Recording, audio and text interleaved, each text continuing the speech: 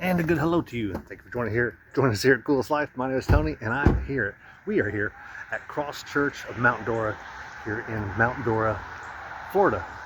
As you can tell by my attire, does not say Florida, especially since it's actually, we just heard in Columbus, Georgia, they're actually getting snow today, and well, we're close to snow here.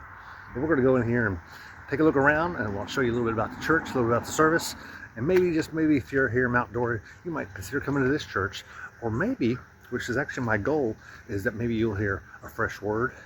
And secondly, maybe you'll see something in this church, the way they do things, the way it's set up, might just help your church. So come along with us, because you just entered the Coolest Life, Church Edition.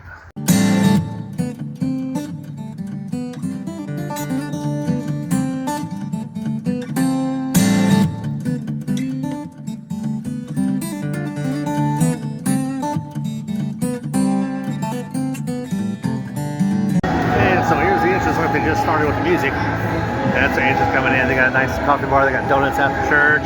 They've got two services here. They got 9 o'clock and they've got a 11 o'clock service. Nice facility. They've been here about 12 years. They were a plant church from another city. But it's a really nice area out here to sit. And you can see the band, the video and everything. So it's pretty cool. 'Cause I can breathe, so you breathe.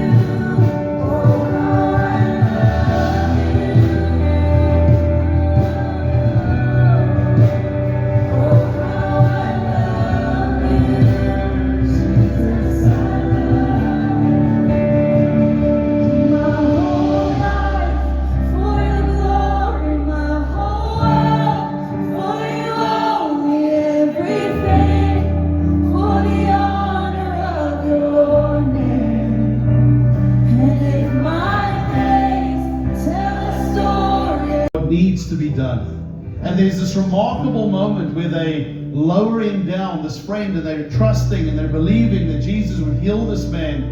And then what Jesus says is, he says the following. He says, your sins are forgiven. And he then goes on to declare healing over the man's physical body. I believe that what we need more than anything else is forgiveness. What we need more than anything else is acceptance. What we need is to find who we truly are in Christ, in the gospel. And I've got good news for you this morning. Even though we've messed up, even though we've made mistakes, even though we've drifted, I don't know what you got up to this week. Maybe it wasn't your best week. Maybe this wasn't the best example of what it means to be a Christian this week for you. But He is here. He is in our midst. He is wanting a room. So we are so happy to have you with us. If you would be so kind this morning, if you were visiting with us for the first time, if you will fill out one of those little forms that should be in the seat in front of you. It's a first-time visitor. Do it in a way that people are known and loved and cared for. So over the next 2 weeks, what we're going to do is we're going to give everybody in this church the opportunity to actually join a group. Let me say this to you. Christmas, or are you always this awesome? So we just love coming in. We love walking through your community, downtown, all the various places that are happening and that are going on. We went to the Eden Abbey, great. That the shrimp stuff, that was incredible. There was live music. You help other people do the impossible. Yeah, really? Yeah. Yeah. You've got power beyond. So these guys, here's what's interesting is the guys that were there, they didn't say I was weak, step up, be a man. They didn't ridicule me. They just came alongside of me. and said, hey man, what can we do to help you? What can we do to help get this to go? What can I do? They didn't judge me. They didn't make me feel ashamed. Even though I had some shame, I was deflecting that. They came alongside me. You know, the disciples were with Jesus. Imagine being with Jesus for 3 years. Right? Right? I mean, isn't that the truth? You're incredible. In fact, whether you're a follower of Jesus or not, everybody is incredible because you're created in the image of God when you were born. Amen? Do I not need to know? We want you to be in the Word and all of that. But it's not about how smart you are with the Bible. It's like, are you living out your faith? He also says he wants to keep you isolated. He wants you to think Jesus and me is all I need. And there's truth in that, right? Nobody's going to save you other than Jesus. No one is. But living a life for just you and me and just me and Jesus is not what you're designed to do.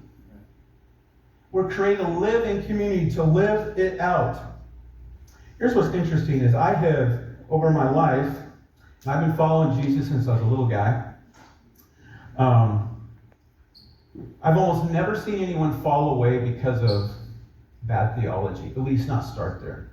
It's usually lack of or bad relationships. Isn't that interesting? God goes far beyond this meeting here on the weekend.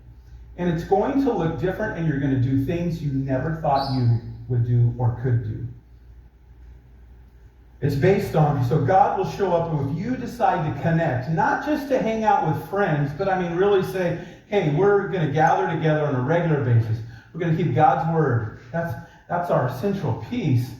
There's some incredible things that are going to happen. And the first one here is God will show up in ways you wouldn't have expected. Over time, doing things you never thought he'd do. Just sit down and talk with him. Some of you are like, I've never given an hour or anything. I know. God's not saying you need an hour to do your own Devo time. Now maybe, but is God okay with hi? Of course. It's a relationship. It's you acknowledge. Like when you see a friend and you walk in that room, do you say hi? You're like, no, I don't. Well, you need to start working on a smile and hi. That would help us all because guess what? That makes a difference in people's lives. Well, Dave, let's talk about real things. I'm talking about relationships. I'm talking about people. Not programs. I'm talking about people. So God's Word is part of it, and we're talking about following Jesus. If you're not modeling that commitment, your idea of, hey, you need to have good friends won't work. Because we know when a parent says you need to be consistent with their life, that's how we were saying one of the best, most healthy things that you can do as a parent to get your kids to follow Jesus is not just send them to the youth group, but you get involved in the kind of relationships you hope them to have. Amen? Amen. That's good.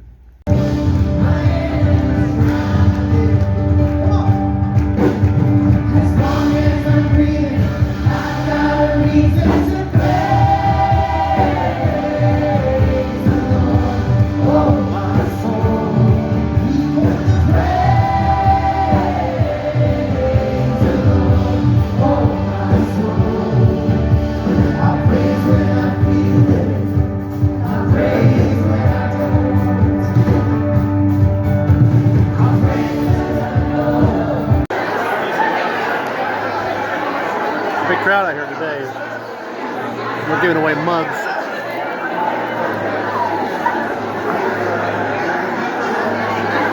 That was nice. They give everybody basically a life group weekend, so they're giving everybody cards so you can join life groups.